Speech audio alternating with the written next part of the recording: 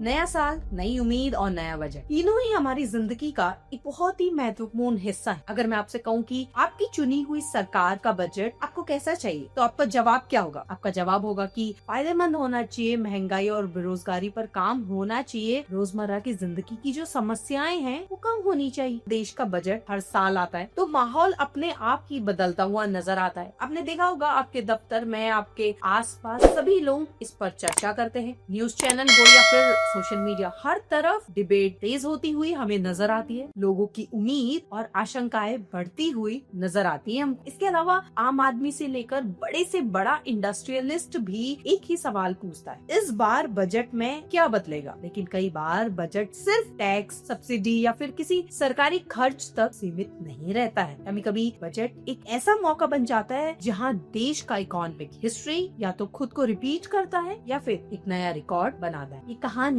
आजादी के टाइम से चलती आ रही है। बजट 2026 भी कुछ ऐसा ही होने वाला है। फाइनेंस मिनिस्टर निर्मला सीतारमण जब पार्लियामेंट में खड़ी होकर के बजट पेश करेंगी तो ये उनका 9th बजट कहलाया जाएगा। इसके साथ ही एक बार फिर से ये सवाल चर्चा में आ जाता है कि भारत में सबसे ज्यादा बजट किस फाइनेंस मिनिस्टर ने पेश किया है। आज की इस वीडियो में हम इस पर डिटेल में बात करने वाले हैं। भारत का सबसे ज्यादा बजट पेश करने वाला फाइनेंस मिनिस्टर आखिरकार है कौन? कार दर्शकों, मैं हूँ अंजलि और आप देख रहे हैं FBP। आज की सीरीज में हम जानने वाले हैं बजट के बारे में, यानी कि बजट 2026 के बारे में। तो आपसे अनुरोध है कि आप बजट की सीरीज में अंत तक बने रहिए हमारे साथ। चलिए शुरू करते हैं। निर्मला सीतारमण का बजट का ये सफर बेहद खास होने वाला है, क्योंकि साल 2019 पहली बार फुल बजट पेश करने से लेकर के आज तक वो लगातार देश की इकोनॉमिक पॉलिसी का चेहरा बनी हुई है। अब तक वो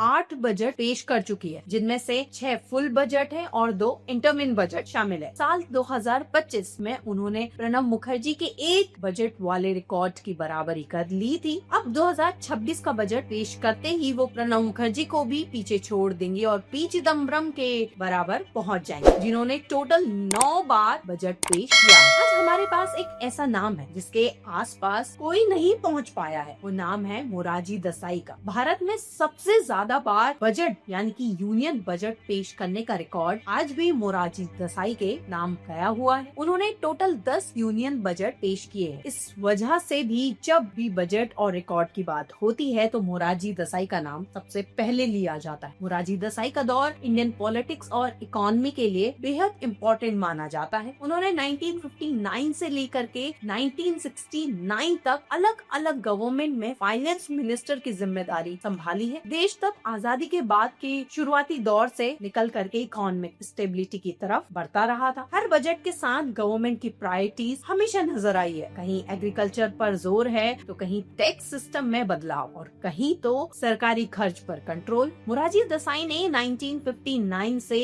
1960 में अपना पहला बजट पेश किया था। उसके बाद 1961 से 62 और 1962 में भी एक ही फाइनेंशियल ईयर में 2 बार बजट पेश किया है। पहला बजट, इंटरमिन बजट और फिर फुल बजट। ऐसी सिचुएशन 1967 में भी रही है। उस टाइम बजट हमेशा फरवरी के आखिरी दिनों में पेश होता था, यानी कि 28-29 फरवरी को। उस समय भी पार्लियामेंट में बजट स्पीच और के बाद पूरे देश में होने वाले डिस्कशन तब भी उतना ही इम्पोर्टेंट माना जाता था जितना कि आज है। अब इंटरमिन बजट को समझ लेते हैं। आपकी अंडरस्टैंडिंग के लिए हम बता लेते हैं कि इंटरमिन बजट आखिरकार है क्या। इलेक्शन ईयर में आप ये टर्म बार बार सुन लेते होंगे। चलिए, इंटरमिन बजट एक टेम्परेरी फाइनेंशियल अरेंजमेंट होता है जब देश में इलेक्शन होने वाले होते हैं और नई गवर्नमेंट का फॉर्मेशन बाकी होता है, तब करंट गवर्नमेंट इंटरमिन बजट पेश करती है। इस बजट का आखिरकार पर्पस क्या होता है कि जब तक नई गवर्नमेंट नहीं आती है तब तक देश का एडमिनिस्ट्रेशन और इकोनॉमिक काम स्मूथली चलता रहे। इसीलिए इंटरमिन बजट में बड़े टैक्स चेंजेस या फिर नई स्कीम्स या फिर लॉन्ग टर्म रिफॉर्म शामिल नहीं होते हैं। फिर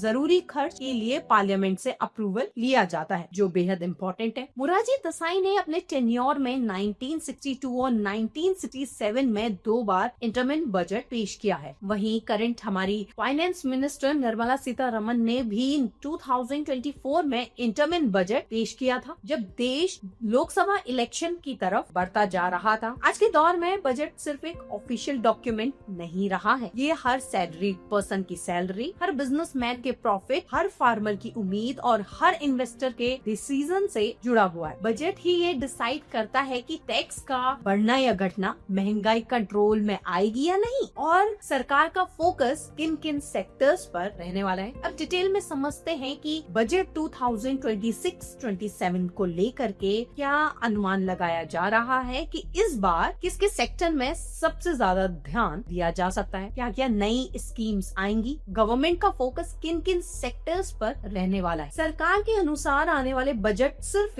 एनुअल खर्च और इनकम का हिसाब नहीं होता है, बल्कि ये एक लॉन्ग टर्म इकोनॉमिक विजन को रिफ्लेक्ट करेगा। Infrastructure development, employment generation, inflation control, manufacturing push, digital economy, green energy, agriculture reform और सोशल वेलफेयर जैसे सेक्टर्स पर खास जोर दिया जा रहा है। इसके साथ ही गवर्नमेंट ये भी एक्सेस कर रही है कि global economic uncertainties, global politic tension और डोमेस्टिक डिमांड के बीच बैलेंस कैसे बनाया जाए। फिस्कल डिसिप्लिन के साथ साथ ग्रोथ को बूस्ट करना, मिडिल क्लास को रिलीफ देना, स्टार्टअप और एमएनसीज को सपोर्ट करना और कैपिटल एक्सपेंडिचर को और भी मजबूत बनाना, ये सब की थीम्स मानी जा रही है बजट 2026-27 की। सबसे पहले एक्सपेक्टेशंस, इंपोर्टर्स और एक्सपोर्टर्स को ये उम्मीद है कि बजट में उन्हें कुछ रिलीफ मिलेगा। ट्रम्प टैरिफ जैसे इशू से रिलीफ देना और कस्टम रूल्स को थोड़ा सा रिलैक्स और ज्यादा इजी बनाए जा सके। दूसरी बड़ी एक्सपेक्टेशंस हर आम आदमी की है कि पिछले साल न्यू टैक्स रिजीम में 12 लाख तक की इनकम को टैक्स फ्री कर दिया गया था। इस बार लोग इस लिमिट को और भी ज्यादा बढ़ाने की बात कर रहे हैं। साथ ही जो 4 लाख तक इनकम पर जीरो टैक्स बेनिफिट मिलता है, उस लिमिट को भी इंक्रीज करने की डिमांड बताई जा रही है। जो लोग शेयर मार्केट में इन्वेस्ट करते हैं, उनकी एक्सपेक्टेशंस है कि गवर्नमेंट कैपिटल टैक्स रेट में चेंजेस करे, या तो उन्हें कम करे या फिर कुछ रिडक्शन को रिमूव करके स्ट्रक्चर को सिंप्लीफाई करे। बजट सिर्फ इकोनॉमी के लिए नहीं होता है, इसका सीधा असर स्टॉक मार्केट और इन्वेस्टर्स सेंटीमेंट पर भी पड़ता है। सीनियर सिटीजन, विमेन और एग्रीकल्चर सेक्टर के लिए जैसे हर साल नई स्कीम अनाउंस होती है, इस बार भी ऐसी स्कीम्स आने की उम्मीद बताई जा रही है। गवर्नमेंट का ओवरऑल मोटिव ये रहेगा कि इंफ्रास्ट्रक्चर को इम्प्रूव करना, नए स्टार्टअप को प्रमोट करना। अब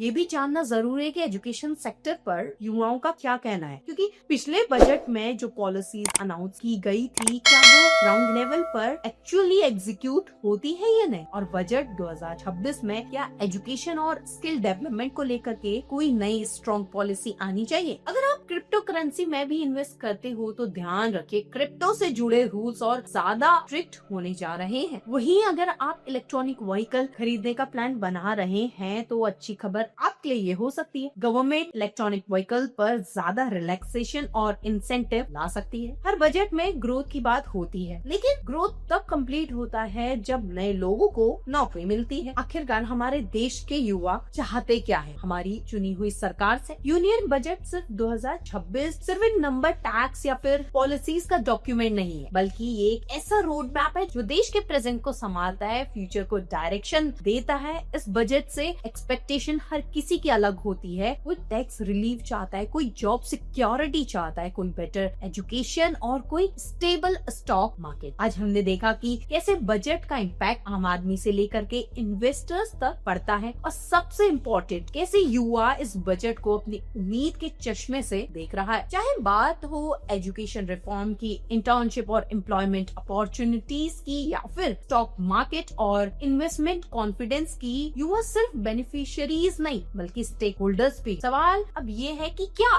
बजट 2026 सिर्फ अनाउंसमेंट तक सीमित रहेगा या फिर ग्राउंड लेवल पर रियल चेंजेस ये लेकर के आएगा। क्या ये बजट एस्पिरेशंस और एग्जीक्यूशन के बीच का गैप कम कर पाएगा? इसी सवाल के साथ हम आपसे भी जानना चाहते हैं कि आप बजट 2026 से क्या एक्सपेक्ट करते हैं। अपनी राय कमेंट सेक्शन के माध्यम से हम तक जरूर पहुंचाएं। तो दर्शकों, मैं थी आपके साथ अंजलि और आप देख रहे थे FBB बजट 2026 से जुड़ी इस स्पेशल सीरीज के लिए हमारे साथ बने रहिए और चैनल को लाइक, शेयर, सब्सक्राइब करना ना भूलिएगा। मिलते हैं एक और स्पेशल सीरीज के साथ।